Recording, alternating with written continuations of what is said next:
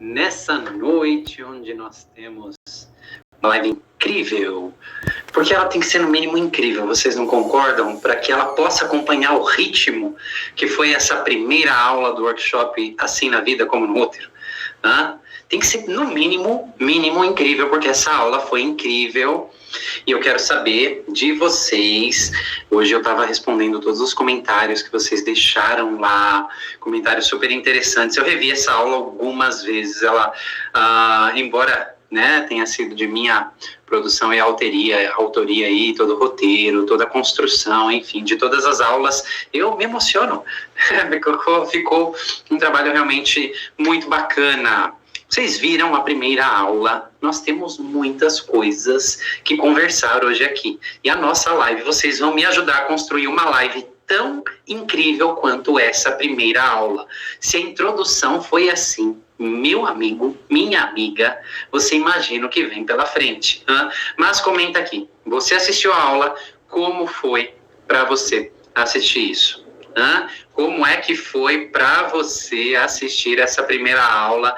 E eu quero aqui, um hashtag eu me comprometo, que você vai me ajudar a construir uma live tão incrível quanto essa primeira aula. De que maneira? Trazendo as suas dúvidas, Eu prometo não deixar ninguém sem resposta hoje, claro. Vamos contextualizar, dentro do campo da minha habilidade, no que eu puder responder a você. Mas a gente vai se aprofundar muito mais nesses conceitos que nós já vimos nessa primeira aula, tá joia? E eu quero aqui um hashtag eu me comprometo, que vocês vão me ajudar, trazendo as suas dúvidas, trazendo os seus comentários, para que a gente construa uma live tão incrível quanto a nossa primeira aula. Combinado? Me digam aqui se vocês se comprometem comigo. Vocês não vão me deixar sozinho construir uma live incrível, Vocês vão participar comigo, não é verdade? Me diz aí. Enquanto isso, eu vou checar aqui com a minha equipe se som e imagem estão ok. A todos, muito boa noite, sejam muito bem-vindos. Daqui a pouco eu vou falar os nominhos de vocês aí. Eu só preciso aqui da minha equipe me dizendo se som e imagem estão ok. Eu acredito que sim. Senão já teria... está ok. Então, aqui nós estamos prontos realmente para esse conteúdo incrível e maravilhoso.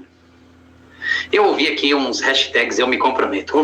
Não vou construir essa live sozinho, vou ter vocês junto comigo. Bom, boa noite, Luciana Santos, boa noite, Vânia, boa noite, Lucília, Sandra Magalhães, boa noite, Newton, boa noite, Vanessa Caneco, boa noite, Daniela Zanotto, boa noite, Maria Silvia, Márcia Esteves, Marisete, boa noite, Ideia, boa noite, Marcelina, Maria Eliane, Fúvia, Losete, boa noite, Laís, Maria Inês,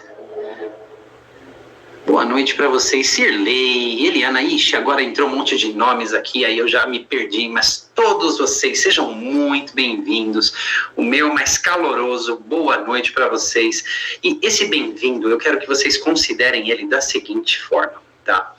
É como se fosse um seja bem-vindo à vida, seja bem-vindo a esse lugar, seja bem-vindo ao planeta azul que gira, seja bem-vindo à Terra, seja bem-vindo aqui, ok? Que a profundidade e a distância com que eu quero, com que ecoe esse seja bem-vindo, ele toque em algum lugar o seu coração, pelo menos até o final dessa live, se não for tão rápido quanto o final dessa live, no final desse workshop, lá no dia 6, na nossa última live, depois de nós atravessarmos toda essa jornada. Se eu conseguir deixar e plantar uma sementinha lá dentro do seu coração de boas-vindas, é tudo que nós precisamos, porque uma semente a gente pode sempre ficar curiosa com o que ela vai germinar, as cores das flores, os frutos que ela pode dar, se bem cuidada, mas o meu papel em plantar essa semente, em solo fértil aí no seu coração, eu prometo que eu vou me esforçar para isso, para a gente ficar curioso com o que vai emergir, porque sabe, em estatísticas mundiais, isso é um pouco triste, é bastante triste na verdade, 60% das pessoas que nascem não foram planejadas / desejadas, tá? E isso já é um início de vida não tão caloroso assim, e que deixam seus imprints, que deixam as suas marcas, que deixam, né, os seus resíduos e resquícios na nossa vida hoje. A gente vai falar muito sobre esse estresse gestacional e como ele nos impacta, dando continuidade na nossa primeira aula. A gente vai falar um pouco desse mundo dos bebês, que até pouco tempo atrás era considerado obscuro, sombrio, que não existia, que era apenas um conjunto de células se multiplicando e uma bioquímica que até os 2 anos de idade nós não nos lembrávamos de nada. E mais do que isso, como vocês puderam ver, pesquisas até o ano de 1986, olha isso, gente, 1986, eu já estava com 7 anos lá, entregando a minha idade aqui, bebês ainda, 60% dos bebês eram operados, ok? E nenhum medicamento, nenhuma medicação para a dor era ministrada. Bloqueadores neuromusculares eram ministrados, mas medicação para a dor não. Vocês entraram em contato com aquelas pesquisas que o limiar de dor do bebê, ele é muito maior do que do adulto, ou seja, bebês são mais sensíveis. Como assim não sente dor? Não precisa de anestesia, não precisa de medicação para dor, porque eles vão se esquecer disso.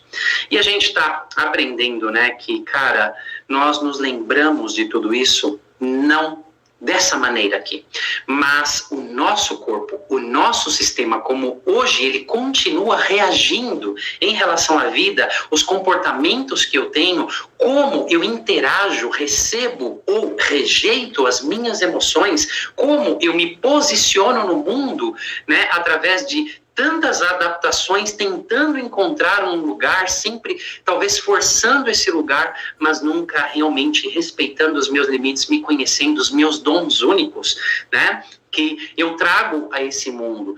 Então a gente vai falar um pouquinho, né, desse estresse gestacional, a gente vai continuar isso. E eu vou trazer aqui, sabe, aquela verdade que nunca ninguém te contou. A realidade é assim, como se fosse um comportamento seu hoje, aquelas vivências lá de trás. O que você vivenciou no útero, vamos traduzir esse estresse gestacional para os comportamentos nos dias de hoje, como que eles acontecem através das suas atitudes, daquilo que eu chamo de modus operandi em relação à vida. Tudo isso é muito incrível, tudo isso me encanta. E por que me encanta? Você já sabe por que isso me encanta, não sabe? Se você não sabe, eu vou te contar.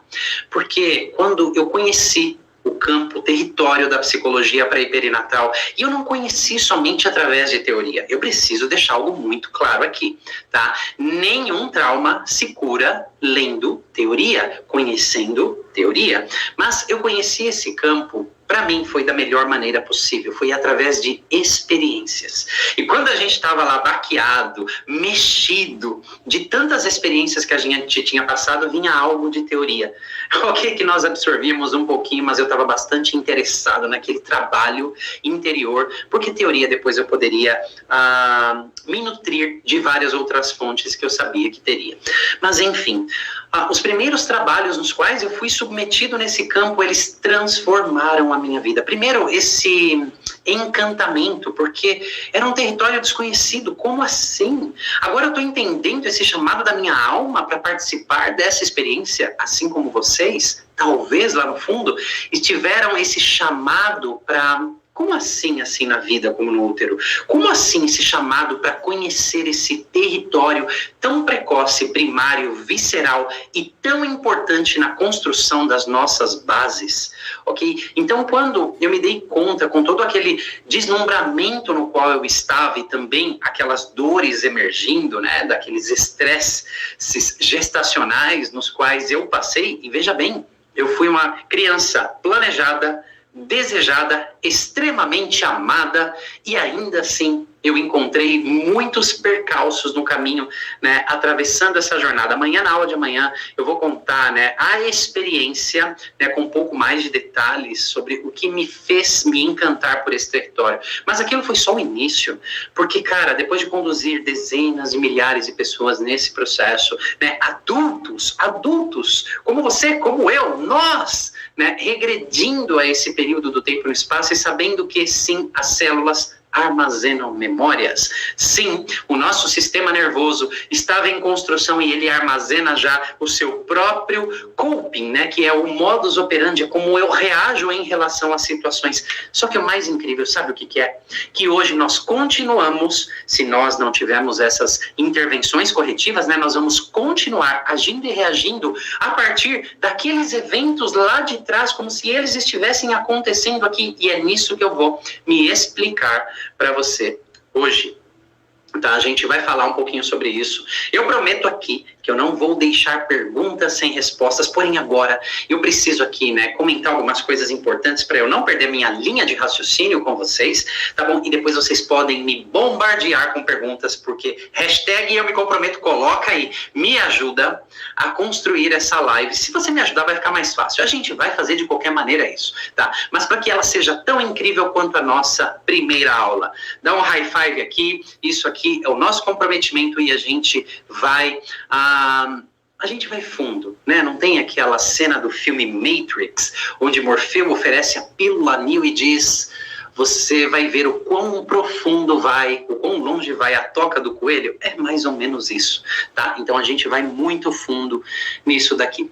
Bom, a todos vocês que chegaram aí depois, muito boa noite, muito boa noite, muito boa noite. Sejam e recebam o meu caloroso, né, boa noite, mais do que isso, as minhas boas-vindas, não só essa live, mas a vida.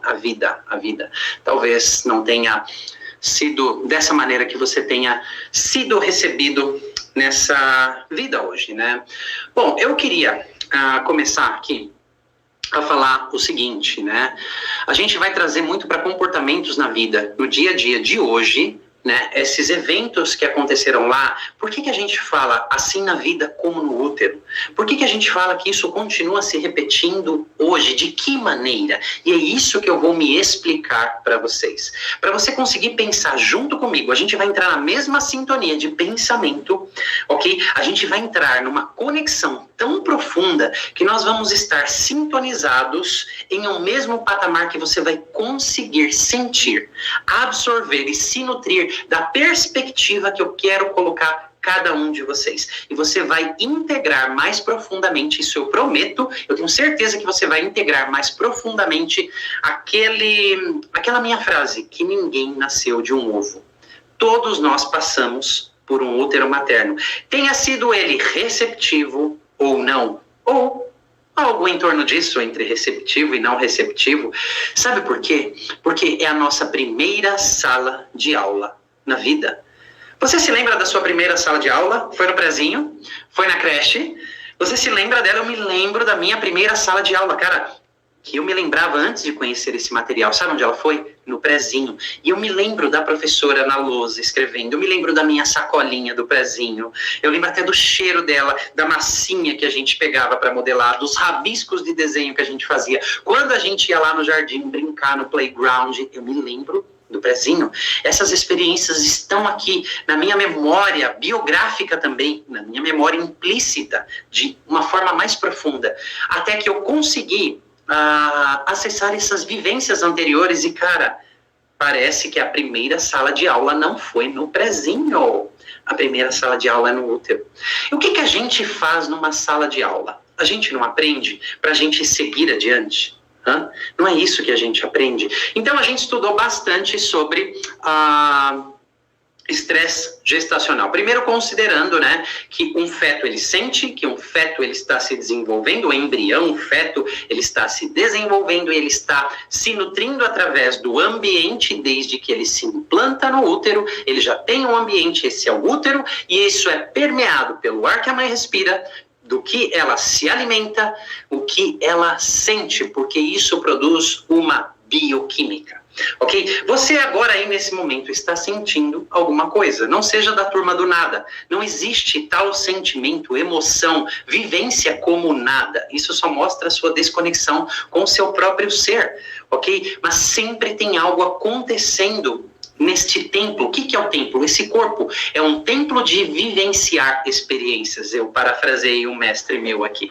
Então, lá no útero, este templo está sendo formatado. Essas bases, essa coluna, esta planta baixa, esse projeto de vida, ok? Uma casa não precisa de um projeto para ela subir.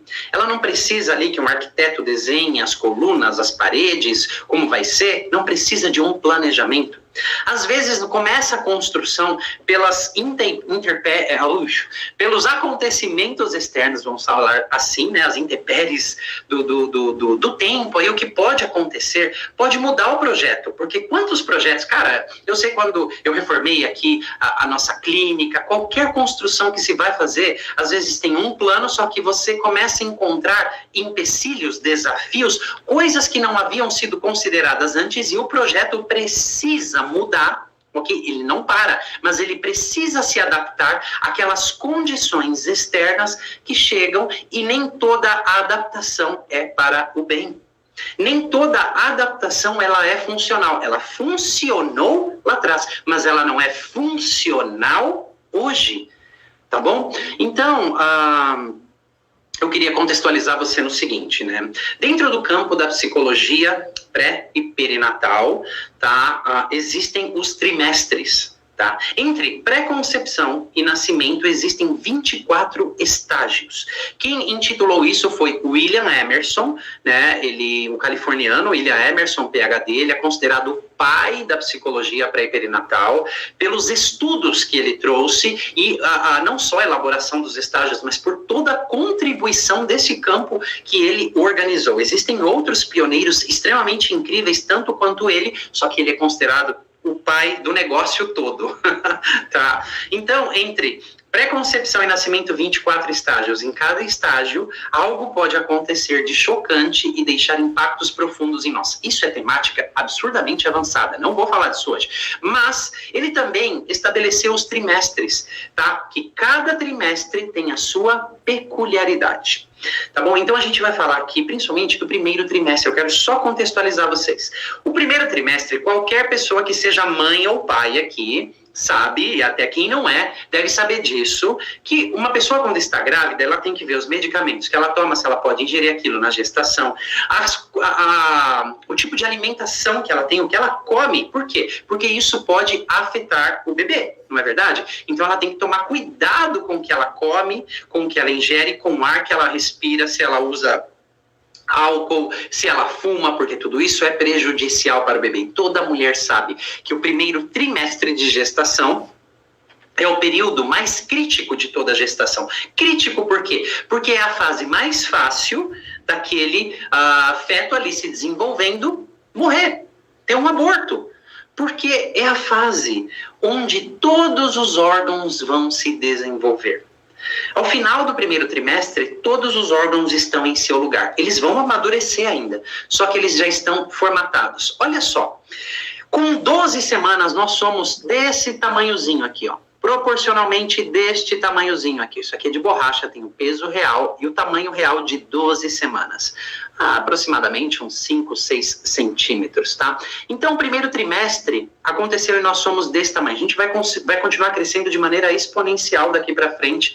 Porém, o primeiro trimestre, né, quando algo acontece ali, existem muitas coisas. A gente viu, em termos gerais, o estresse do primeiro trimestre, principalmente naquela pesquisa que a gente viu da Suzanne King, da Nevasca, em Quebec, no Canadá, da privação de calorias lá na Segunda Guerra, na Holanda, né, na invasão nazista, acompanhando essas pessoas vida fora lá na frente, ok? Principalmente aquelas mães que estavam grávidas nesse período, tanto de privação de alimento quanto de estresse gestacional, aquelas os quais os filhos, na idade adulta, tá, sofriam mais problemas, diabetes, doenças metabólicas, problemas do coração, problemas de pressão, alto índice de TDAH, autismo, até problemas psiquiátricos, inclusive, é devido ao estresse no primeiro trimestre de gestação, porque é o período mais crítico, tá? Mas aqui a gente está adotando um estresse exagerado. Por quê? Quando nós estamos nos formatando lá dentro do útero, principalmente no primeiro trimestre, qualquer mudança externa causa um grande impacto internamente. Em outras palavras, vou traduzir para você. Vou traduzir em alguns níveis aqui. Segundo o estresse da mãe, ela produz uma... Por que você sente que você está estressado, ansioso? O seu corpo reage, não reage? Seu coração fica mais acelerado, suas pupilas dilatam, você altera todo o seu sistema. Adrenalina, noradrenalina e cortisol são derramados na corrente sanguínea. Como o bebê se comunica com a mãe? Como o bebê se alimenta? Não é através do cordão umbilical que ele se alimenta? Então, isso passa para o bebê. Tá? Então, por exemplo, se chegam essas enxurradas de cortisol no primeiro trimestre, o cérebro ali se formatando, tá? Ele está ali se organizando. Depois vocês vão ver pesquisas falando de partes específicas do cérebro que se desenvolvem mais, se desenvolvem menos no estresse gestacional, mas você já está entendendo que no o mínimo é um impacto muito grande lá dentro. Ele prejudica as conexões neuronais, ele prejudica o sistema nervoso, ele afeta as células. Por quê? As células, se elas recebem essa informação, se você agora, alguém te dá um susto, se alguém coloca uma arma na sua cabeça, se você sofre um assalto, um sequestro, se você sofre uma batida de carro, e o seu coração acelera, toda essa bioquímica está aí dentro de você, certo? Agora você imagina quando nós somos células se multiplicando lá no início da vida e a gente recebe essa química, por isso é a primeira sala de aula. Então, a informação das células, elas entram em respostas de defesa, ok? O nosso sistema nervoso autônomo, ele entra em respostas de lutar, de fugir, tá? Para se defender, para sobreviver.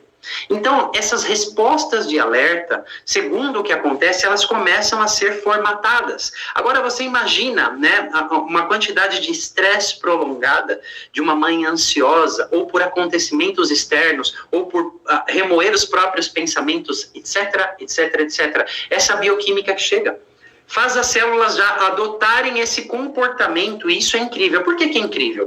Porque, cara, se eu estou recebendo isso daqui, o que eu aprendo no prezinho não está me preparando para a primeira série? Não é para isso que a gente vai no prezinho? A primeira série não prepara para a segunda série? Não é assim que funciona? Então é exatamente isso. Toda essa bioquímica, meu amigo, minha amiga, você que está crescendo aí dentro, se prepare, porque é isso que você vai encontrar ali fora, tá? Porque você precisa se adaptar para sobreviver. Não é incrível o nosso sistema? Só que nisso nós vamos entrando em mecanismos adaptativos. Eu vou traduzir daqui a pouco em comportamentos na sua vida isso.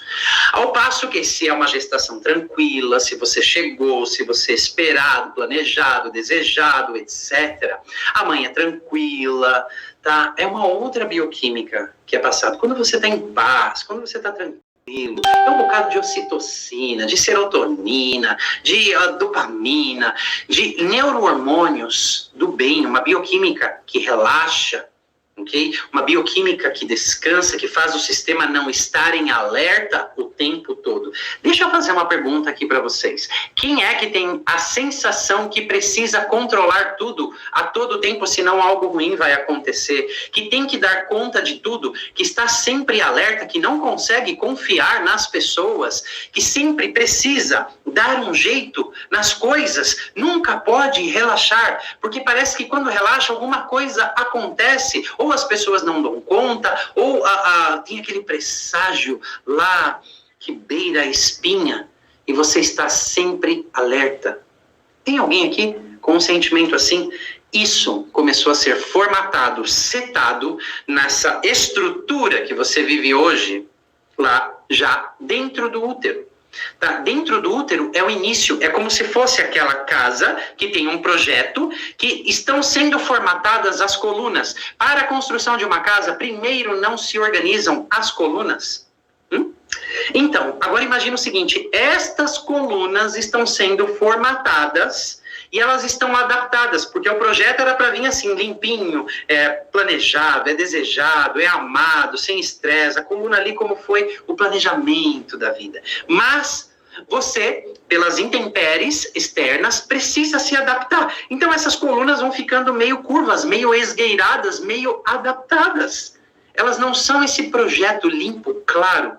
E os tijolos depois, que são as nossas outras experiências, né, que a gente vai tendo, eles só acompanham a coluna. Por isso que a sua resposta hoje em relação ao estresse, ela já foi formatada lá no início da vida. Como você reage hoje a experiências traumatizantes, traumáticas, ou como o seu sistema adrenal, ali as suprarrenais secretam o cortisol, você produz adrenalina, ou como são os seus mecanismos de enfrentamento já foram definidos, as bases no período intrauterino. Primeiro trimestre, se tem muito estresse, é muito danoso, não só fisicamente. Eu vou dizer, uma contribuição aqui de William Emerson. Estou vendo aqui várias pessoas dizendo eu sou assim, né? Sim, isso foi formatado lá atrás. Na verdade, todo o nosso modus operandi, todos os nossos comportamentos foram formatados lá, tá? E a gente não vai jogar eles fora. Porque quando a gente aprende, né, os caminhos para a gente transformar isso e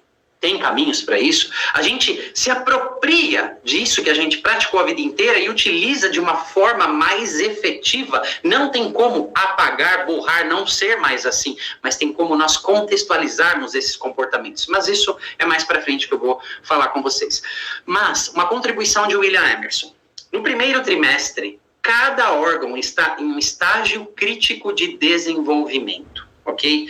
Então, tem até uma tabelinha, né, nos dias e semanas, os estágios críticos de cada órgão do corpo, estando no seu ápice crítico de desenvolvimento. Se um choque, se um trauma, se estresse, chega nesse desenvolvimento crítico desse órgão correspondente, pode afetar inclusive a parte física, fisiológica da coisa, tá? Porque a gente sabe, né, quando a gente se estressa muito, o nosso sistema imunológico vai para o ralo, não é assim? Quem aqui já teve a seguinte experiência? Você estava estressado com uma situação, seja no trabalho, seja no relacionamento, seja com um amigo, mas você estava muito pé da vida, você estava muito estressado, muito preocupado, e você ficou doente, por se esse estresse prolongou por alguns dias, a sua imunidade caiu e você ficou doente. Tem alguém aqui, além de mim, que já aconteceu isso?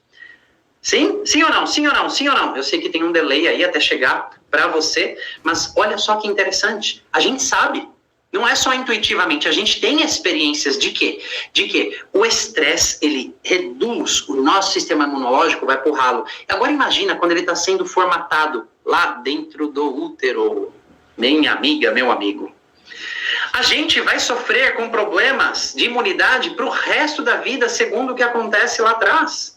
Esses estados estressantes, tá? Na outra live a gente vai falar um pouquinho, né, do nascimento, a gente vai falar um pouquinho da amamentação, isso também está correlacionado com o sistema imunológico, com esses estados estressantes, porque é todo o período, né, pré e perinatal, até uns 2, 3 aninhos de idade ali. Então, a gente sabe na prática que estados estressantes debilitam o nosso sistema imunológico. Agora, você imagina quando ele está começando a ser formatado dentro do útero. Por isso que tem pessoas com problemas, né, de sistema imunológico por uma vida, e são níveis. Eu quero que vocês entendam a seguinte analogia. Hoje eu estava caminhando, né, na academia, então são quase 20 minutos para ir, são quase 20 minutos para voltar, e eu uso aquele tempo para reflexões, meditação, afirmações. É um tempo muito gostoso que eu tiro para mim, esse trajeto nesse caminhar. E hoje estava uma serração. Eu moro em São Bernardo do Campo, isso não é muito incomum aqui, tá? Ainda mais nos dias frios, assim, já estava uma serração. Então eu falei, nossa, que interessante, está um nevoeiro. Quando eu voltei, estava garoando, já não era o nevoeiro. Então, eu comecei a refletir sobre isso. Poxa, tem um estado de serração, tem um estado ali de nevoeiro, tem um estado de garoa, tem a garoa um pouco mais forte. Se a garoa se torna mais forte, já não é garoa, é chuva. Se a chuva se torna mais forte, não é chuva, é tempestade. Não é assim que funciona? E tudo não é água caindo do céu em formas, em quantidade diferente? Não é isso. Por que eu estou te contando isso? Porque da mesma forma que pode ser desde serração até uma tempestade terrível e tudo é água caindo do céu, existem níveis pelos quais o nosso sistema pode ser impactado, não só o sistema físico, mas o sistema emocional, pelo estresse que chega para nós, e você já entendeu dos estágios críticos de desenvolvimento de cada órgão, não entendeu? Agora, vamos fazer conta aqui, eu e você, e eu quero te mostrar uma imagem muito legal, tá? E a gente vai comentar sobre isso. Eu e você aqui, a gente vai fazer conta básica. Depois da fecundação real, tá? Não aquela estimativa pelos obstetras, mas a real zona que acontece conosco, lá de 21 a 24 dias após a fecundação, ou seja, fecundou, multiplicou as células, correu pela trompa de Falópio, caiu, implantou no útero, tá? Começou a se desenvolver, os órgãos começaram a amadurecer, e o coração é o primeiro órgão a se desenvolver, né, de todos os outros. E ele tem o seu período crítico de 21 a 24 dias após a fecundação. Tomando uma mulher com ciclo menstrual regular, tá, não vai vir a menstruação para ela, é quando ela vai começar a desconfiar que está grávida. Lembra do que eu falei das estatísticas no início aqui para você, que 60% das pessoas no mundo, é um número bem alto e bem triste, é mais que a metade da população, não foram planejadas e desejadas, ok? Então, olha o impacto da mãe. O primeiro pensamento, a preocupação, um bocado de estresse num período crítico de desenvolvimento do coração. Você é bom de conta como eu. Você é inteligente, você sabe o que eu estou querendo dizer. De nevoeiro à tempestade, porque a mãe pode ter uma preocupação, cara, veio num momento ruim. Nossa, o pai dessa criança, vou ter que contar para ele, já são casados, tá tudo ok, mas nossa, eu estou estudando, vai atrapalhar os meus planos na faculdade, vai atrapalhar porque não tem condições financeiras, a gente está passando por uma crise, o marido acabou de ser despedido, ou eu nem sou casado, eu nem tenho uma relação séria com o pai da criança.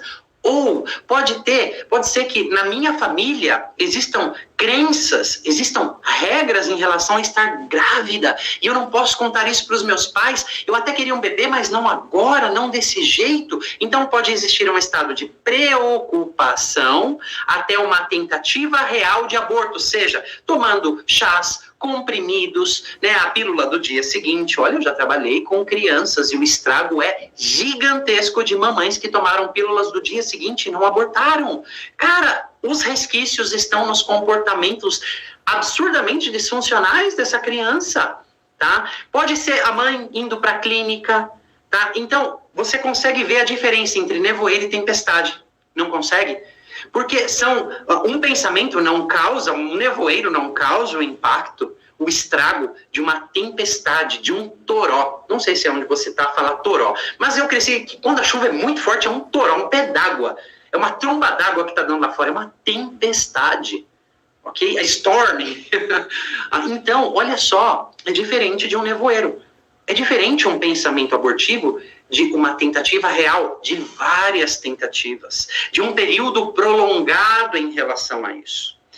Então, aqui eu quero começar a falar com vocês, trazendo isso para a vida real. Gente, eu já quero ver esses comentários de vocês que parece que estão incríveis, só que eu não consigo me concentrar no que eu preciso dizer e ler os comentários ao mesmo tempo, tá? Eu vou ler eles com calma, mas eu preciso te mostrar uma coisa. Então eu vou adicionar uma imagem aqui para você, que foi um vídeo, um convite às pessoas para participar do workshop Assim na Vida como no Útero, que é este vídeo aqui, né? Deixa ele grande, por favor, Manu. Então, eu quero ler. O título desse vídeo é: será que a sua vida é uma repetição do que aconteceu nos 9 meses de gestação? Porque, pode deixar ele menor. Foi assim que eu fui recebido, ok? No campo da psicologia pré-perinatal. Você vai descobrir como a vida é uma repetição de tudo que vocês vivenciaram ali. E, cara, naquela época eu não tinha o conhecimento que eu tenho hoje, óbvio. E eu me remexi, como assim? Paguei essa fortuna para estar aqui. E esse cara tá me falando isso e ele sorriu. Ele falou assim: mas não acredite em nada do que eu estou dizendo. Permitam-se experienciar por si só se isso é verdade ou não. Se na sua vida você não vai ver que você repete muitas coisas que aconteceram no período gestacional. E eu recebi um comentário em relação a esse vídeo, porque eu quero clarificar para você o que é essa repetição. Tá? Então eu recebi o seguinte comentário, a gente printou e colocou ele aqui, vai colocar grandão, isso. Tá? Aqui foi esse Merfolds, é merda, né? Acho que foi o corretor que... Acontece essas coisas, né? Então quer dizer que vai se repetir meu pai tentando matar eu no ventre da minha mãe aos 7 meses, até nasci um mês mais tarde para dar uma evitada na coisa. Olha só, gente, né? Então, quando eu olho um comentário como esse, aqui, né, foi o pai tentando aos 7 meses. A gente vai falar de níveis e choque de rejeição aqui. O que vai se repetir na vida não é que alguém vai continuar tentando matar você. Não é esse tipo de repetição tão literal assim. Mas veja bem, ok? Você está chegando, você está indo numa festa ou num lugar. Você simplesmente está indo. Existe um impulso que te leva até lá. Você está indo, tá? Só que quando abrem a porta, porque eles fazem algo que é como se atraísse você. Quando está abrindo a porta e você chega, não é só que alguém faz uma cara feia para você. É como se fizessem uma cara muito feia para você. Estou tentando fazer a cara mais feia aqui que eu consigo. Enfim, dizendo assim, você não é bem-vindo aqui. O que você está fazendo aqui? Some daqui. Só que você não consegue voltar para trás. E, cara, você começa a entrar nessa festa, às vezes tem uma galera dizendo para você, você não é bem-vindo aqui. Aquele olhar fulminante, às vezes são palavras, às vezes são gestos em direção a você. Tá? Então, veja bem, qual é a sua sensação nesse cenário que eu te pintei? E você não consegue ir embora e você vai ter que ficar nessa festa até o final. Qual é a sua sensação ao entrar nessa festa onde todo mundo faz cara feia para você, como se dissessem, você não deveria estar aqui? Como é? Sei que tem um delay até chegar até você, mas, me conte. Qual seria a sua sensação? Me contem aqui. Vamos interagir. Agora a gente vai deixar essa live incrível. Agora a gente vai começar a interagir. Triste? Como você ia sentir? Você não deveria estar aqui. O que você está fazendo aqui? Você veio na hora errada. Não era para você pisar aqui. Só que você não pode ir embora e você vai ter que suportar toda essa galera lá dentro. Rejeição, exclusão, medo, rejeição, tristeza e rejeição, medo. Que interessante, não é verdade? Decepção, excluída. Essa sensação se repete na vida. Uma tentativa de aborto, pensamentos abortivos, coisas que criam, né, esse não ser bem-vindo. O que nós vamos repetir na vida não é alguém tentando matar a gente o tempo todo de uma forma literal. O que é que essa pessoa vai repetir na vida? A sensação de não se sentir bem-vinda, a sensação de se sentir excluída, porque existem níveis de choque de rejeição. Já vou falar disso com você. Você vai entender do nevoeiro à tempestade, tá? Mas existe essa sensação, eu não fui bem-vindo no primeiro momento. Então é hoje na vida adulta, quando eu olho aquela foto de um aniversário que a minha amiga não me convidou. É quando eu leio aquele texto que eu começo a imaginar coisas que estão falando sobre mim. E eu me sinto rejeitado, eu me sinto excluído, eu me sinto triste. É esse tipo, é aquela pessoa que não consegue relaxar, não consegue estar em paz, é desconfiada, não consegue conexão com as pessoas, não consegue se conectar com as pessoas. Por quê? Nossa, quem era para me receber aqui, que é a minha mãe, nessa casa, nessa festa, nesse local, está dizendo que eu não sou bem-vindo. Ok? Existem níveis do nevoeiro à tempestade, tá bom? Então, é isso que vai se repetir. Aquela pessoa que não consegue relaxar. Lembra que eu falei de estar alerta o tempo todo? Eu tenho que estar alerta o tempo todo, senão algo de ruim vai acontecer. Porque veio um pensamento abortivo, de repente eu estou crescendo, relaxado lá, vem uma bioquímica de uma real tentativa de aborto, ou uma segunda tentativa de aborto. Então, ou seja, eu não posso descansar, eu não posso relaxar, porque algo de ruim vai acontecer.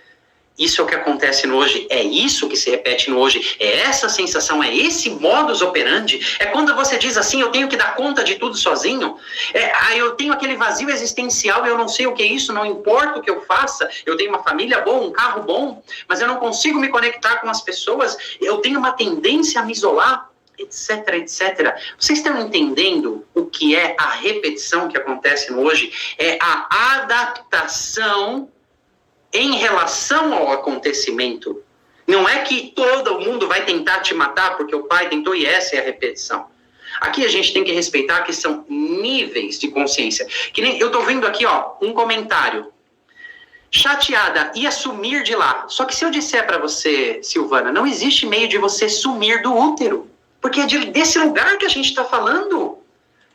Hoje, nós entramos em respostas de fuga, que é isso, esse fugir, sumir de lá. Lembra do sistema nervoso? Luta, fuga, congelamento, colapso, essas são as respostas, tá? E submissão.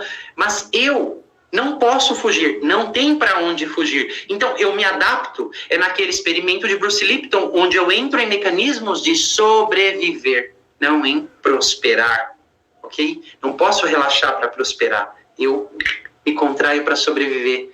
E a biologia foi incrível em proporcionar isso a nós. Por quê? Tá todo mundo vivinho da Silva aqui hoje. Então, tem um outro comentário que a Manu também vai achar. Acha esse comentário para mim. É uma menina falando, eu sou uma vencedora. Eu sou uma pessoa muito vencedora na vida. Cara, sim. Eu tenho um vídeo dizendo, você não precisa superar traumas. Quem aqui acha que precisa superar traumas, você tá num lugar errado. Sabe por quê? Não é na live errada. Mas você está num pensamento errado. Você não precisa superar nada. Sabe por quê? O trauma já aconteceu, você já superou. O superar é isso. Você já sobreviveu. Porque o problema do trauma não é o trauma, mas são os resíduos que aquela experiência deixa no meu sistema, na minha cognição, na minha emoção, no meu sistema nervoso autônomo, na minha bioquímica, na somatização. Traduzindo, no meu modus operandi em relação à vida. É na minha adaptação em relação ao que eu passei, que é o trauma, não é o evento. Tá? Então, ninguém precisa superar trauma, porque todos eles, cada um de vocês já superou. Mas tem uma ideia, né, que o sentir-se mal é superar o trauma. Não, você já superou, você não está vivo, você não está aqui. Apesar dos pesares, apesar do que aconteceu, teve gente que quantas vezes a mãe tentou abortar. Esse comentário que eu estou falando, que a Manu vai procurar aqui, é de uma pessoa que fala, né, falou que a mãe tentou abortar várias vezes e não conseguiu matá-la. Tem um outro comentário desse. Tá? Então, sim, você é um vencedor. Só que o modus operandi disso está aqui hoje. Para ser vencedor, qual é o preço que você está pagando hoje, sem ninguém estar tentando te matar, tendo que dar conta de tudo, tendo que ser vencedor a todo dia, tendo que matar um leão por dia? Essa é a adaptação no mundo, na hora adulta aqui hoje. É disso que vai se repetir. As experiências lá vão deixar esses resquícios comportamentais, emocionais, como eu vou enfrentar o estresse. Enfrentar não é negar o estresse, mas como o meu sistema, lá naquela primeira sala de aula, aprendeu a lidar com experiências estressantes. Então, falar eu sou um sobrevivente, ótimo. Eu sou um gêmeo sobrevivente. Esse é um termo utilizado para quem tinha um gêmeo dentro do útero, né, na jornada, e perdeu. Eu sou uma dessa. Se vocês se alarmariam com a quantidade de pessoas que perderam, deixaram alguém para trás no início da vida. Toda essa experiência está em mim, a nível celular. Ok? Então, eu não estou perdendo uma pessoa por dia porque eu perdi aquilo. Só que a organização nossa, minha vida vai ser sozinha. Caramba, eu vou ter que resolver todas as coisas sozinho. Eu tenho um pavor da vida, eu sempre vou precisar de alguém. Nossa, eu fui traído porque a minha irmã que vinha comigo, o combinado era vir junto e ela ficou para trás. A sensação, o modus operandi, términos, porque foi uma perda muito brusca, num momento muito precoce, foram sempre uma questão para mim, despedidas, ok? Então, primeiramente me adaptando numa maneira de eu nem me conecto com as pessoas que no fundo que permeava isso era, para que eu vou me conectar se eu vou sofrer? E depois, a vida sendo a vida, porque as conexões são inevitáveis, anota isso, as conexões são inevitáveis, tá? Você querendo ou não, você vai se conectar, tá? De um jeito ou de outro. E assim como o Buda já dizia, todas as conexões implicam mais cedo ou mais tarde em uma desconexão. Mais cedo ou mais tarde, a gente vai perder as conexões. Seja depois de 50 anos de casado, 53, como foram meus pais, que meu pai que faleceu recentemente. Não é uma conexão que teve um momento de desconexão, mais cedo ou mais tarde. Seja um relacionamento que você iniciou e 6 meses depois terminou, ok? Seja o cachorrinho que 9 anos, 11 anos depois de tanto amor, ele partiu. Todas as conexões em algum momento vão implicar em desconexões, tá? Só que, veja bem, como eu enfrentava lutos, como eu enfrentava términos, como eu enfrentava essas conexões, com medo delas, o meu sistema era sempre alerta. O que não implicava que eu não ia me conectar para depois não sofrer, porque depois eu entrei no outro viés, que era de me afundar numa dor profunda. Quando perdia algo e perdia essa energia de vida e achar que a vida não vale mais a pena, que as coisas não têm mais sentido, só não tentei me matar, mas uma vontade não faltou, não era acabar com a vida, mas acabar com a dor. Ok? Então, esse é o modus operandi que fica. É isso que fica hoje aqui na vida. É isso que se repete. Vocês vão ver um experimento muito interessante. Não vou dar spoiler completo, só um trailer. Né? A Alessandra Piontelli, que estudou muitas gestações e acompanhou, né? Ela fazia ultrassons e acompanhou essas gestações. Essas crianças, depois adolescentes, e viu que comportamentos físicos, o que os bebês faziam, principalmente gêmeos, porque já dava para ver eles se comportando entre eles, o como continuava se repetindo na vida. Os mesmos comportamentos, a forma como se aninhava no útero, a forma como dorme na cama, a forma como se comportava, punha a língua de fora, etc. Vocês vão ver isso no vídeo de amanhã. Então, aqui a gente pode entender que, né, lembra, nevoeiro é diferente de tempestade. Primeiro trimestre, período crítico de desenvolvimento de todos os órgãos, certo? Se um choque, um trauma, algo acontece, né, que pode ser um nevoeiro, o impacto é de nevoeiro, tempestade, o impacto é de tempestade. Vocês estão entendendo? Existem níveis de choque. Níveis de choque, ok? Manu, eu vi um comentário aqui... coloca aqui sobre o William Emerson, né? Tá falando aqui que ele foi um matemático de 1700, a gente tá falando do William Emerson, que é vivinho até hoje. Maria das Dores. Só existe você de Maria das Dores com o nome no planeta. Veja bem, você pegou um nome aí que não é. É o William Emerson, PhD. Digite esse nome aí que a Manu tá colocando aqui. Em Pre-Impaired Natal Psychology, se você puder escrever em inglês aqui, pessoal, copiar, colocar no Google, vai aparecer a foto do William Emerson, tá bom? Então, gente, olha só como a nossa percepção de mundo pode se alterar, como a gente, às vezes, tem interpretações equivocadas, certo? De eventos inócuos. Por exemplo, o nome de William Emerson foi achar um cara lá de 1700. Não é desse que a gente está falando. Como se só existisse esse. Você entende como a gente pode, na vida hoje, ter interpretações equivocadas em situações que nem são estressantes? Agora imagina, passando por traumas, o quanto de interpretações sobre a vida, sobre mim, sobre as pessoas, elas são sedimentadas, elas são formatadas, elas são setadas ali naquele momento. Você já consegue imaginar? Eu achei incrível, né, a Maria das Dores ter trazido isso daqui. Por quê? Por quê? Olha só, para vocês todos verem.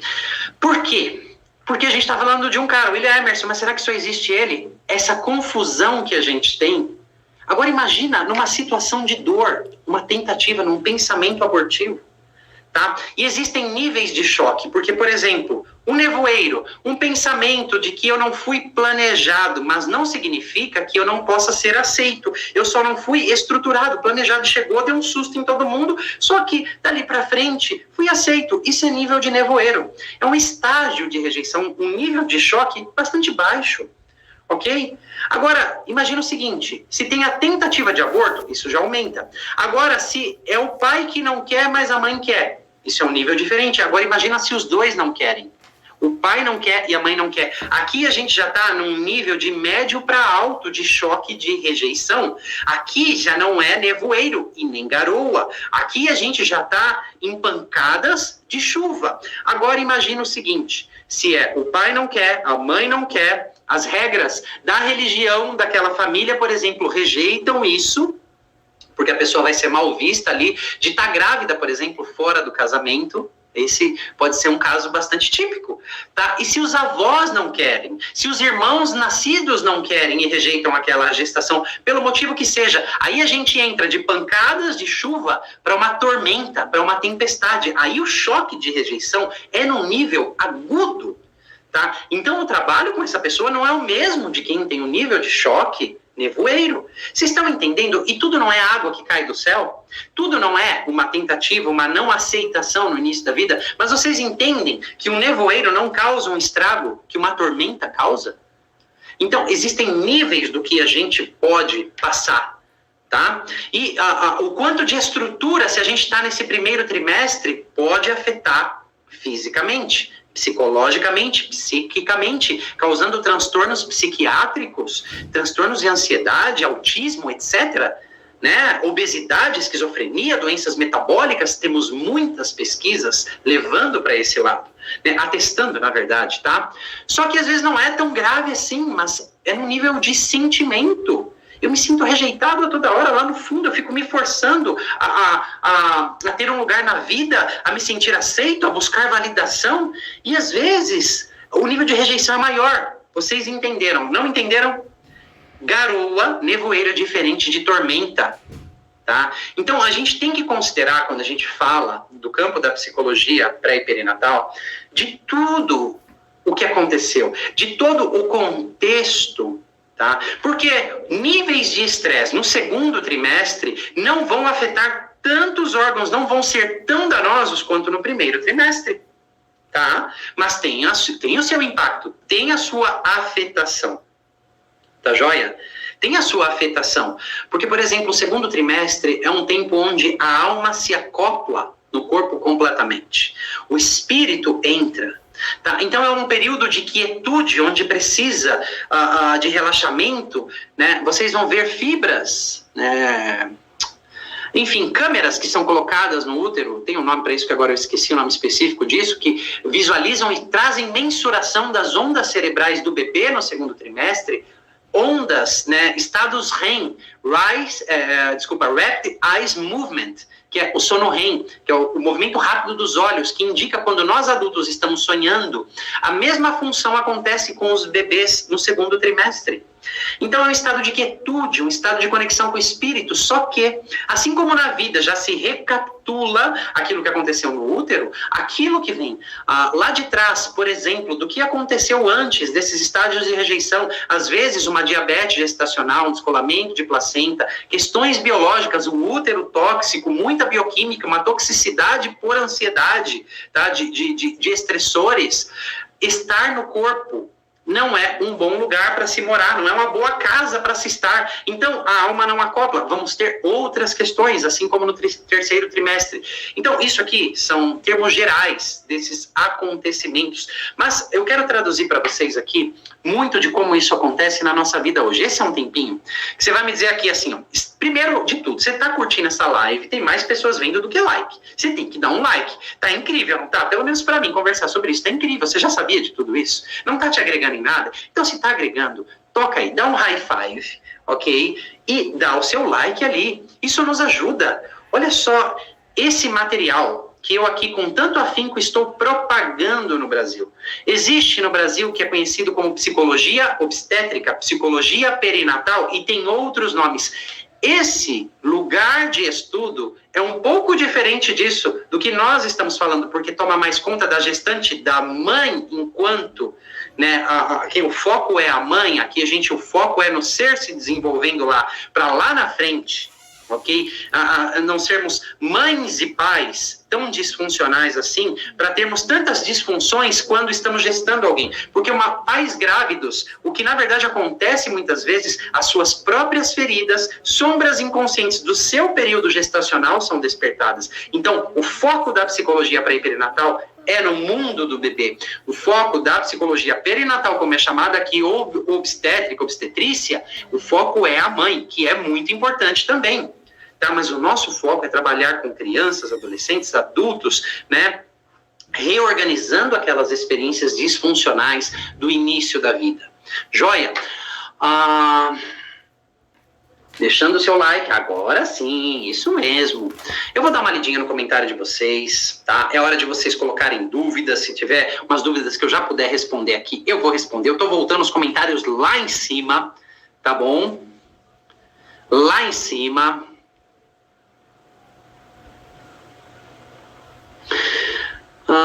Tem coisas bastante interessantes que vocês colocaram aqui. Muito interessantes. Bom, eu não vou tão lá em cima assim pra gente não descontextualizar, nem sei se existe essa palavra. Mas vamos lá.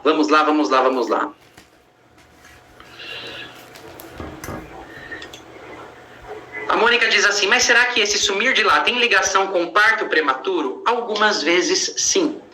Tá? Outras vezes não. Outras vezes esse parto prematuro, ele é devido a condições, pelo menos adultos regredidos a esse período, né? Não era tanto uma questão de sumir de lá. Muitas outras vezes, sim, o útero era tão tóxico que eu precisei, né? Eu não queria nascer, mas era melhor lá fora do que ali dentro, tá? Então, isso pode ser, só que um parto prematuro acontece no primeiro trimestre, antes de tudo estar formatado? Sabe quantas vivências a gente já teve até o parto prematuro? Porque quando a gente nasce prematuramente, com quantos? 5 meses, será que alguém sobrevive? 6 meses? 7? 8? Sabe quantas vivências nós já tivemos e não tivemos para onde correr? Então,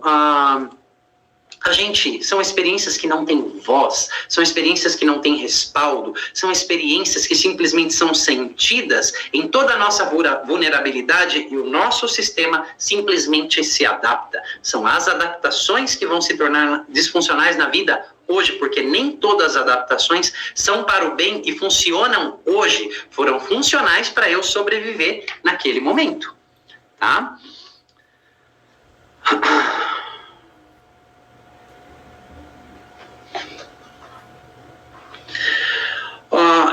Aqui temos um comentário da Surama. Eu já experienciei essa sensação de repetição, ao acordar um sentimento de medo e tristeza, sem entender o porquê. Eu fiz uma constelação e apareceu a cena do meu nascimento, a minha mãe com medo do parto, né? E pode ser muito mais do que isso, tá? Aqui eu vou avançar um pouco no nosso conteúdo, porque pelo seguinte, os acontecimentos no nascimento, que são muito importantes a propósito, só que eles já são repetição de fases anteriores do que aconteceu. Por exemplo, se recapitula muito no nascimento a própria concepção, a própria implantação nas intercorrências do parto.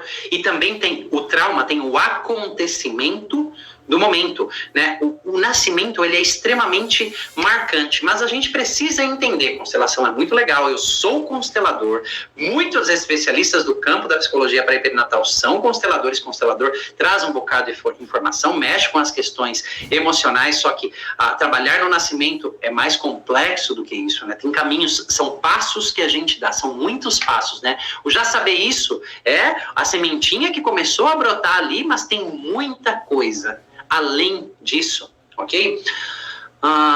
Aqui, uma pergunta da Daniela Zanotto. A primeira infância pode diminuir esses impactos na gestação? Completamente, a gente vai ver isso nas próximas aulas, tá? De uma forma bastante aprofundada. A analogia que eu costumo utilizar é a seguinte, tá? Porque o que acontece na primeira infância tem o poder de amenizar o que aconteceu dentro do útero ou reforçar. Então, pensemos no seguinte. Imagina, eu falei que lá a experiência básica na primeira sala de aula são as colunas, né? E às vezes um pouco mais, e às vezes elas, pelas adaptações, estão esgueiradas. Só que a massa ainda está mole. Na primeira infância, não endureceu ainda. Então, as experiências da primeira infância, ela pode corrigir essa coluna, tá? Então, porque a massa está mole, o cimento está mole ainda. Agora, se acontece o mesmo que aconteceu dentro do útero, que em muitos casos é o mesmo, porque se a mãe é estressada quando está gestando, quando nasceu e na primeira infância, às vezes a mãe não é um mar de rosas. As questões de ansiedade estão lá, as questões do sistema familiar estão lá, então sedimenta. Tá? Mas claro que uma mulher pode não querer a gestação no início e depois amar completamente essa criança. Tá? E isso amenizar um pouco essa coluna se as tentativas e o impacto não foi tão grave que o sistema chegou a ponto de se fechar e mesmo tanto amor disponibilizado na primeira infância foi capaz de mudar essas colunas e amenizar. Me explico. Certa vez eu trabalhei, na verdade eu atendi uma pessoa no telefone, não cheguei a trabalhar com ela, uma mãe desesperada. Essa mãe ligou para mim e disse assim, minha filha tem 22 anos e não importa o que eu faça para ela, ela não se sente amada de jeito nenhum e por ninguém e ela já tentou suicídio. E eu não sei mais o que fazer. Eu fiz uma pergunta muito reta e direta. Eu nem perguntei se você tentou abortá-la na gestação. Eu falei, quantas vezes você tentou abortá-la na gestação? Ela falou 4 vezes. Eu falei, pois é. Então, muito do que está acontecendo hoje é um reflexo dessas tentativas. O que eu estou querendo dizer aqui? Aqui, quando nasceu, pela a quantidade de experiências, tá, sedimentou a coluna, o cimento secou. Então, por mais amor que houvesse, segundo nível de choque, porque foram tempestades seguidas de tempestades, então o estrago não foi de nevoeiro. Não foi só um nevoeiro e um friozinho, não foi só uma garoa, foi uma tormenta gigante várias vezes, no caso 4 vezes, tá? Então, sedimentou a coluna. As experiências da infância têm esse poder, mas é importante levar em consideração o que eu estou falando aqui. E geralmente o que acontece dentro do útero, eu tenho uma mãe narcisista, por exemplo, ela não vai deixar de ser depois que eu nascer, pelo contrário, vai reforçar essa coluna, não vai? Às vezes são traumas pontuais, um assalto, uma morte, uma perda, mas é uma mãe amorosa, uma família funcional. Então tem uma almofada ali. Isso vai corrigindo. Exemplo, eu fui desejado, eu fui querido, já tenho um monte de almofada. Eu perdi minha irmã gêmea, isso foi um choque tremendo. Tive outras intercorrências. Só que a minha família foi funcional. Meus pais me amavam muito. Tá certo que minhas babás lá faziam atrocidades comigo. Só que eu consegui criar vínculos saudáveis com meu pai e minha mãe. Tá? Tive interrupções que a terapia corrigiu, mas não era nada muito severo. Entende? Então, sim, teve o poder de amenizar. Sim, o impacto da perda, embora a minha perda não seja a mais traumática de todas, né, de irmãos gêmeos, eu tive muito amor e muito respaldo. Então, isso é importante. Porque hoje, enquanto adulto, através dos trabalhos terapêuticos, foi muito mais fácil eu voltar ao apego seguro se eu já de início tivesse um apego desorganizado. Tá? Isso aqui está a teoria dos apegos, que a gente vai desenvolvendo ali, não só no início da infância, mas eles já começam também, essas colunas, nas experiências intrauterinas. Tá? Espero ter respondido.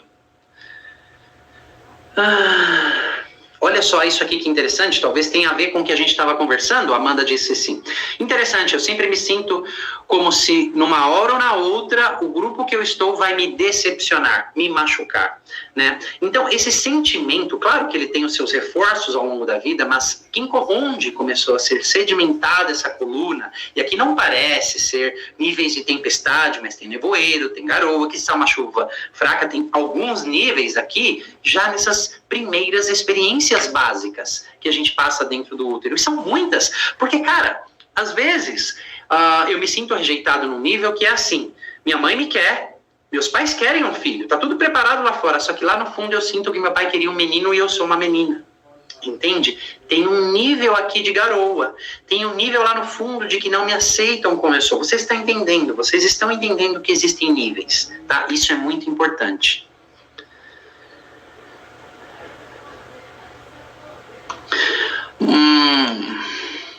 Eu particularmente, Jane, eu não colocaria esse rótulo em mim. Eu tô falando aqui a minha perspectiva, tá?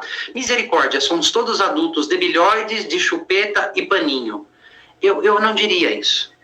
Sabe por quê? Porque eu não sei se uma perspectiva assim me ajudaria. Eu prefiro ter compaixão de mim mesmo e saber que hoje o meu sistema biológico, porque assim como a biologia funciona, o sistema nervoso autônomo funciona, tá? Quando eu era um serzinho tão pequeno quanto esse, se desenvolvendo, experiências aconteceram. E eu ter essa perspectiva talvez não me ajude muito. Talvez eu só coloque mais estresse no meu sistema do que o que ele realmente precisa. Que bioquímica eu produzo quando eu falo isso, embora tenha um kkk? Será que é um riso realmente de relaxamento? Será que eu estou sendo compassivo comigo? Porque isso aqui, eu agradeço, né, a sua colocação, porque aqui a gente já pode aprender. Os estados como você se trata, e você vai ver isso nas próximas aulas, também são extremamente importantes. Da bioquímica que você continua organizando dentro do seu sistema. Porque a nossa tendência é continuar repetindo o que aconteceu, tá? Então, levem isso como uma reflexão.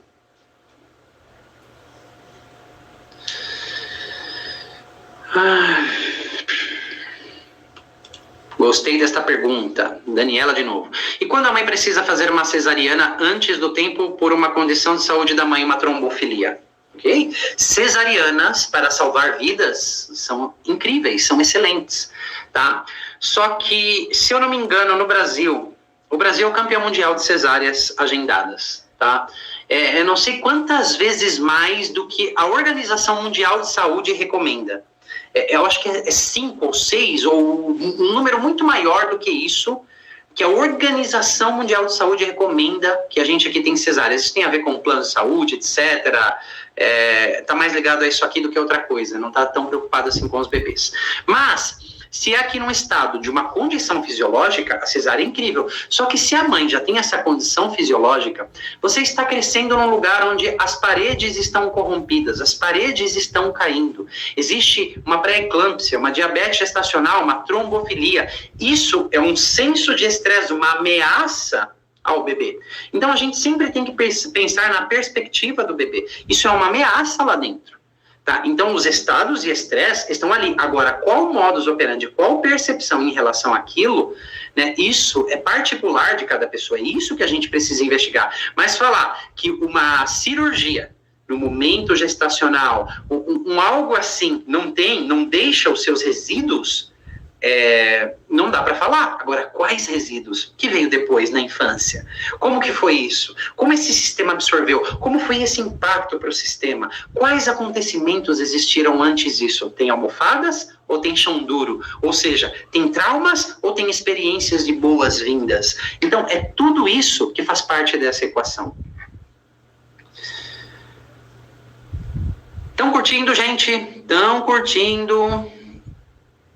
Estou lendo aqui os comentários.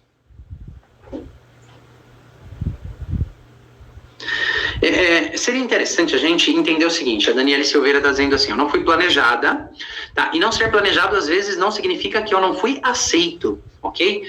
O meu pai teve um acidente de carro quando a minha mãe estava no início da gestação, então aqui, né, se a mãe estava no carro, ou mesmo se não, dependendo, ouvi a notícia, né, sofreu um acidente, ou aconteceu isso, aquilo, está gestando, é uma preocupação, é um nível de estresse gestacional no início da gestação, eu compreendo que é primeiro trimestre, início, né? Sou emotiva, introspectiva, me sinto assim meio excluída, medo de falar em público, indecisa. Será que isso só tem a ver com este evento? Porque aqui eu já não fui planejada, será que eu fui aceita pelos dois? Qual é o nível aqui? Será que é garoa? Será que é chuva? Será que é um pé d'água? Será que é uma garoa mais forte? Tem algo aqui, mas é o que eu respondi anteriormente foi para Daniele também, né? O que aconteceu antes? Por isso que a gente não tem como tomar uma causa e efeito, porque são muitos os acontecimentos. Geralmente, quando as pessoas exploram esse material intrauterino, né, principalmente lá na vivência pré-perinatal, o que eu vejo das pessoas é que a história contada, a história biográfica, o que se sabe é importante, mas tem muito, coloca um monte de ozinho no final, muito além disso, tá? Então, é importante vocês também considerarem essa perspectiva, tá? Olha isso, que interessante, da Surama Aparecida. Minha mãe quase morreu no meu parto. E eu passei anos querendo agradar a minha mãe, medo extremo de decepcionar. Afinal, ela quase morreu para eu nascer, né? Em casos assim, que eu já trabalhei com muitas pessoas, claro que a gente tem que considerar o que veio antes, depois, mas isso é um caso extremo, né? Aqui é um toró que caiu de uma vez e fez um estrago na casa, porque a mãe quase morreu, deixou as suas telhas quebradas, deixou o seu resquício, essa tempestade. Esse fato da mãe quase morrer, às vezes é absorvido, interpretado, percebido por aquele que chega como eu estou causando isso em você. Logo, eu preciso tomar conta de você, eu preciso cuidar de você, eu não posso decepcionar você, ou seja, trazer mais problemas para você. E nisso, né, esse tentar agradar, né, esse medo extremo de decepcionar é de não ser aceito e recebido. Sabe, porque nós temos necessidades básicas, e uma delas é ser recebido, ser ouvido. Mas ser recebido por quê? Porque nós, pessoal, na vida, nós não nascemos autônomos. O nosso sistema biológico precisa se conectar aos pais ou cuidadores, porque a gente nasce sem andar, sem falar, sem comer, sem se limpar, sem se trocar. A gente é completa e absolutamente dependente dos pais ou cuidadores. Por isso nós temos um sistema biológico inato chamado de sistema de apego, de vínculo. Nós precisamos nos vincular. E essas experiências distorcem né? O como a gente vai se conectar. Então, por exemplo, com um acontecimento desse, veio essa tempestade, quebrou um monte de telha, derrubou umas árvores aqui, né? O meu sistema, ele se adapta. Então, eu não quero decepcionar, porque eu preciso de algum vínculo. E, em soma a tudo isso, também tem eu quase matei você. Eu não quero te dar mais trabalho. Eu estou jogando palavras ao vento aqui. É você quem tem que perceber o que se encaixa e o que surge de dentro de você quando eu falo isso. E tem um problema muito grande, porque você precisou, para agradar muito, para conseguir esse vínculo, para sobreviver lá atrás, deixar quem é você para trás. Você não pode ser você, aprender a colocar limites, porque para não decepcionar os outros e se tornar bonzinho, você se torna um algoz de si mesmo. O que eu quero dizer? Você não respeita os seus próprios limites. Você diz sim, onde no fundo você quer dizer não. Você não pode ser quem você é, sentir o que você sente para agradar alguém a todo momento, ou as pessoas, e não decepcionar. Então, partes de nós se fragmentam, nós nos desconectamos da nossa essência. E quantos adultos eu já não trabalhei? Eu não sei nem quem eu sou, o que eu quero fazer, o que eu estou fazendo aqui. Por quê? Porque o meu modus operandi adaptativo foi funcional porque eu sobrevivi, mas não funciona hoje porque o preço para sobreviver foi alto demais nesse sentido. Eu sobrevivi. O sistema, que é o primordial de sobrevivência, ele fez um bom papel. Estou aqui, não estou?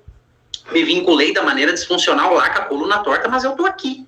Certo? E olha só que isso custou um preço alto, porque eu me desconectei de quem eu sou. Será que você, aqui é uma pergunta, você tem a sensação que você tem o direito de ser quem você é? Você sabe quem você é? Você tem o direito de sentir o que você sente? Como é para você dizer não e decepcionar outra pessoa? Porque às vezes, quantas vezes você não disse sim para os outros e disse não para si mesmo? O preço é alto. Mas eu adorei a sua colocação, porque abriu espaço para a gente comentar sobre isso, tá?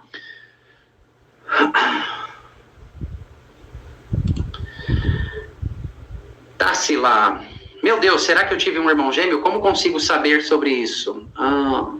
Saber disso? Dessas experiências, o nosso corpo guarda todas as memórias, não é só de se você é uma gêmea sobrevivente ou não, Tarsila, mas de todas as vivências que você passou, gestos, posturas, toques no seu corpo, regressões. O nome mais correto é egressão, né? Porque ninguém perde a consciência, a gente está conversando isso acontecendo, tá? O corpo sabe de tudo, o corpo guarda essas informações. Eu descobri que eu sou um gêmeo sobrevivente em 2014, tá? E no primeiro momento que eu entrei em contato com essa temática, a dor era tão grande, eu estava tão dissociado, que eu acreditei que eu não era, eu era tudo menos isso, e no fundo era o que eu era. Muito bom.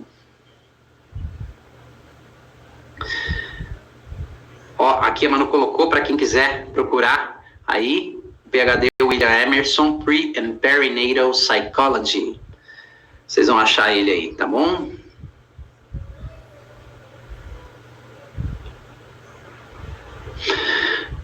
Ororó. Estou me desesperando, não se desespere, existe luz no fim do túnel. Desesperado, nós estávamos nesse momento aqui, ó. Nós estávamos nesse momento. Desesperador seria se isso não houvesse saída, que nós continuamos agindo e reagindo hoje, com as nossas emoções, conosco, a maneira como a gente se trata, como nós nos conectamos com as outras pessoas, com o mundo, com a vida, né? Baseado lá no que aconteceu lá atrás, e não houvesse possibilidades de transformação. Isso seria desesperador, tá? O que eu trago são boas novas, mas o primeiro passo é saber que esse mundo existe e qual é o impacto dele, não é verdade? Não tem como a gente ir para o PhD antes da gente passar pelo prezinho, a gente precisa aprender as etapas desse processo.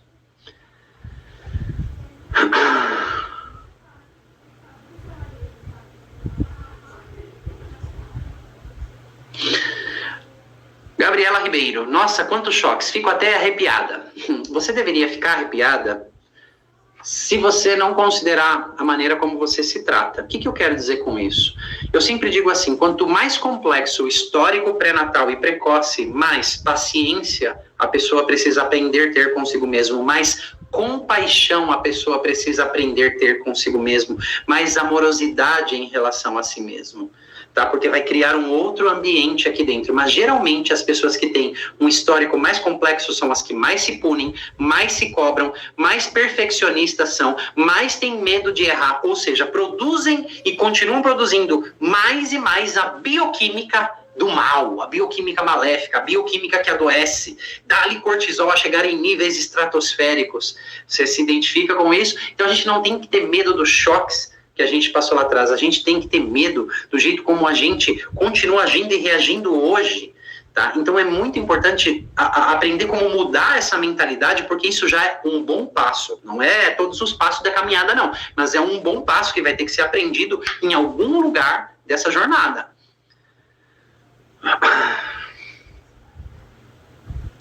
Muito bom, muito bom. Vocês estão gostando?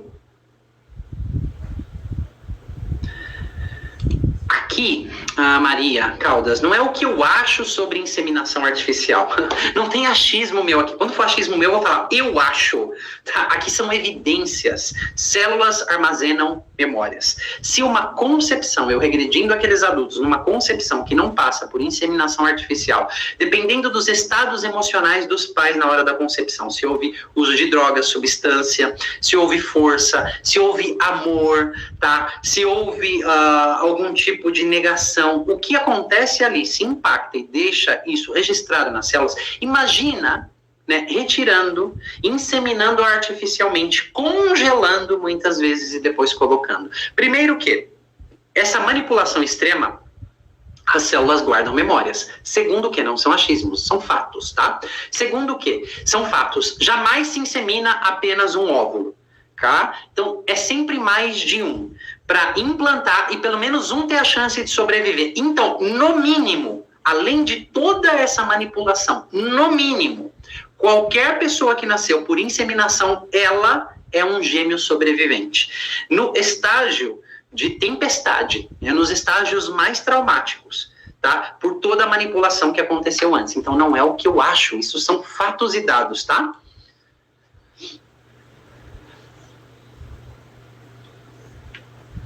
Continuando lendo aqui, esse é o momento das perguntas. Eu estou descendo, eu subi lá, agora eu estou descendo.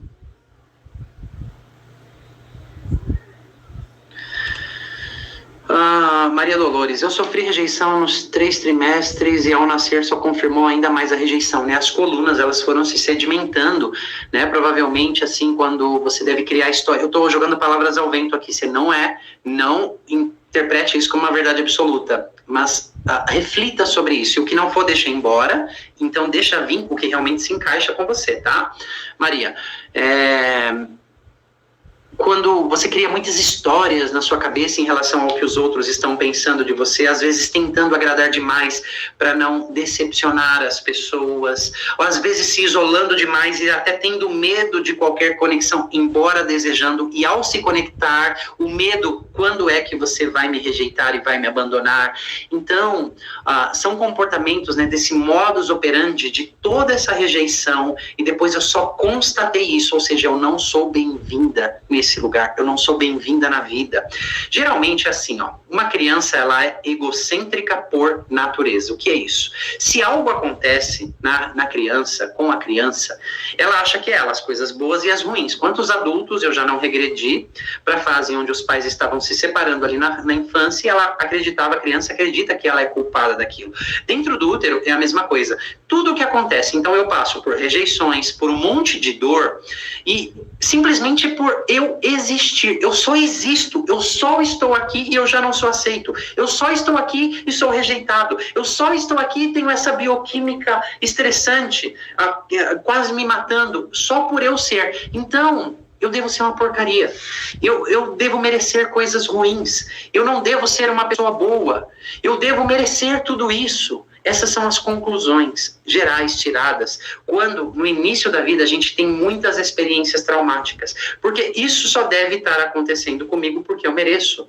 Eu devo ser uma pessoa ruim. Ok? Então, checa o que de tudo isso ressoou, né? Ou com quem mais ressoou aqui. Mas leve isso em consideração, né?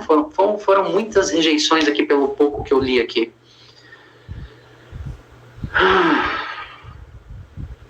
Estão curtindo, gente? Estão curtindo?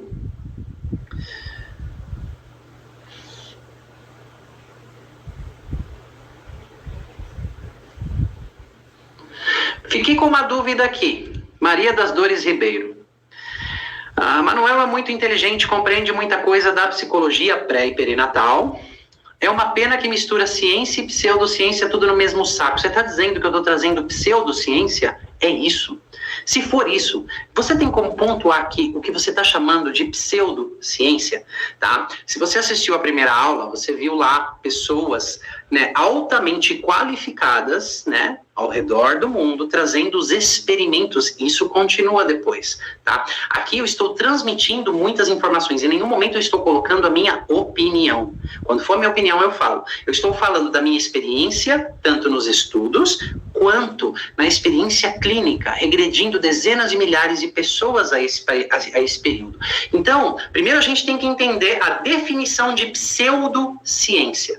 Então, se eu estiver, na sua interpretação, cometendo alguma pseudociência aqui, falando sobre isso, me deixa saber, para a gente ver se é a pseudociência que o Manuel está metendo no mesmo saco, ou se eu não compreendi muito bem a sua colocação, tá? Me deixa saber.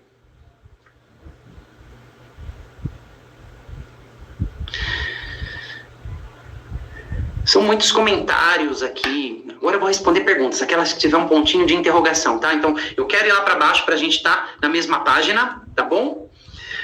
A Cristiane Freitas. Já respondi perguntas para você em outras lives, mas vamos lá. Manuel, recursos para lidar com traumas e suas consequências são desenvolvidos a partir de um processo de cura ou eles já existem e são apenas descobertos? Tem uma premissa da programação neurolinguística que todos nós possuímos os recursos necessários para nos curarmos. Isso não é verdade. Por exemplo, assim, se uma pessoa nasceu numa família disfuncional, ela teve muitas experiências de rejeição, ela talvez tenha sido adotada, ela tenha passado uma infância absurdamente disfuncional, onde ela não teve não só os seus anseios preenchidos, mas conexões reais. Tá? Ela não tem esse recurso. Ela não tem isso dentro dela.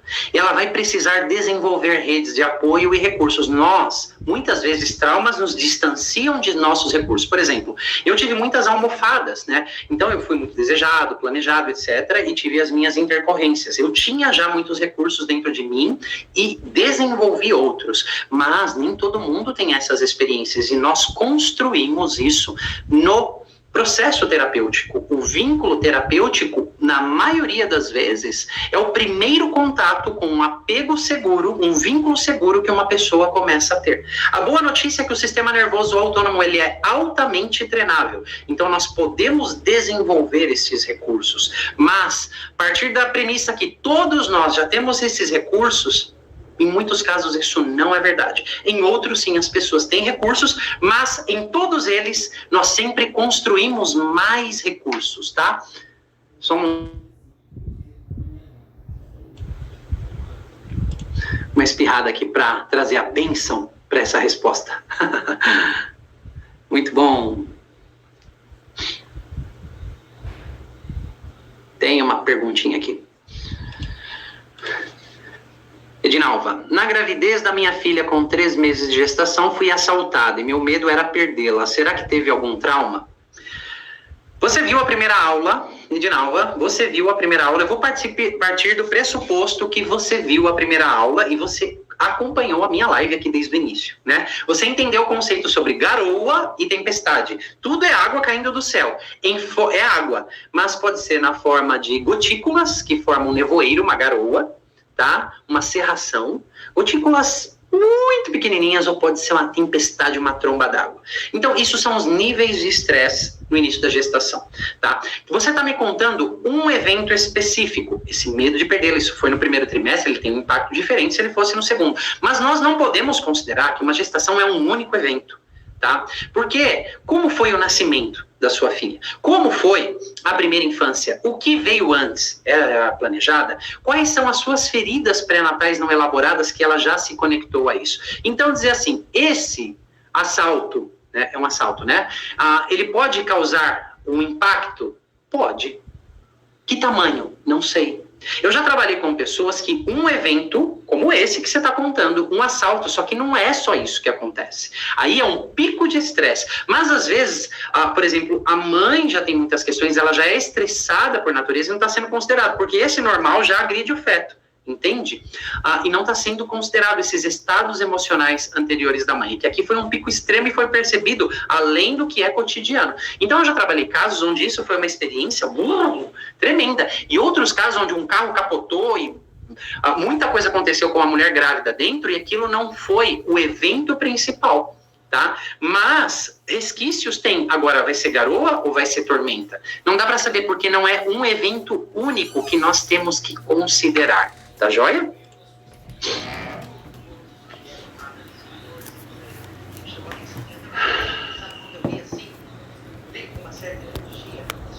Tem coisas interessantes aqui. Tem coisas muito interessantes. Veridiana Ribeiro. E quando o parto foi a fórceps, como poderá ser esse adulto? Puxa. Você está entendendo, né, Veridiana, que cada bolo tem o seu ingrediente. Cada ser humano é um bolo com seus próprios ingredientes, as suas próprias vivências, tá? Não é um único evento. Fórceps, nascer a fórceps, ou seja, eu tive que ser puxada de lá de dentro. Existem uma série de fatores que podem ter acontecido para esse fórceps, ou um objeto ali de sucção a vácuo, me tirar de lá de dentro. Eu já trabalhei com várias pessoas a fórceps, tá? Muitas delas não queriam estar aqui, era um protesto não querer nascer e foram tiradas à força. Uma coisa é fato, você não passou tranquilamente pelo canal vaginal, ou seja, você não veio pelos seus próprios termos e pela sua própria força.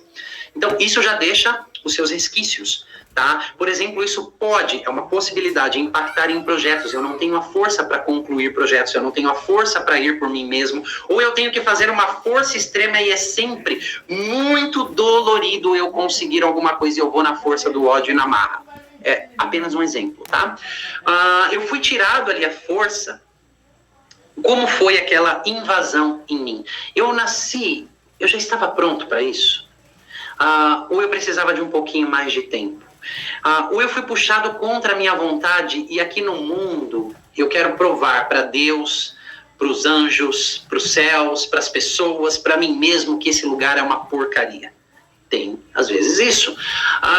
Pode ter uma batalha muito grande em estar aqui na vida, em sentir as próprias emoções. Foram vários casos. Às vezes é uma agressão física, de alma, que as pessoas sentem ao se sentirem invadidas por serem puxadas daquele lugar. E essas consequências dessa invasão física, pode ser que eu invada muitos limites de outras pessoas e eu não, ou deixe as outras pessoas invadir os meus limites. Tá? Eu precisava de mais informações sobre a sua vida do que simplesmente um parto de fórceps, mas ele não foi um processo natural. Vou dar um exemplo aqui. Quem está nascendo de cesárea e está lá para virada e vai se encaixar, ele tem todo um caminho e de repente eu estou nesse caminho e vem, me tiram e colocam em outro. Às vezes esse modus operandi se repete na vida. Eu estou por um caminho, vem um acontecimento e me coloca numa outra rota que não é a que eu queria, não é a desejada, eu me sinto frustrado, etc. Tá? Então aqui, você não completou a rota pelos seus próprios termos. Quais intercorrências teve lá? Se eu conversar um pouquinho com você, sentir um pouco da sua energia, dá para falar quais esse adulto, né, se foi você, que impactos ele vai ter aqui. O que provavelmente pode acontecer na pessoa aqui. Às vezes eu consigo descrever a vida de uma pessoa pelos relatos que ela dá da fase pré-natal, mas às vezes não. Né? Mas o mais interessante é que essas memórias, essas informações estão setadas em...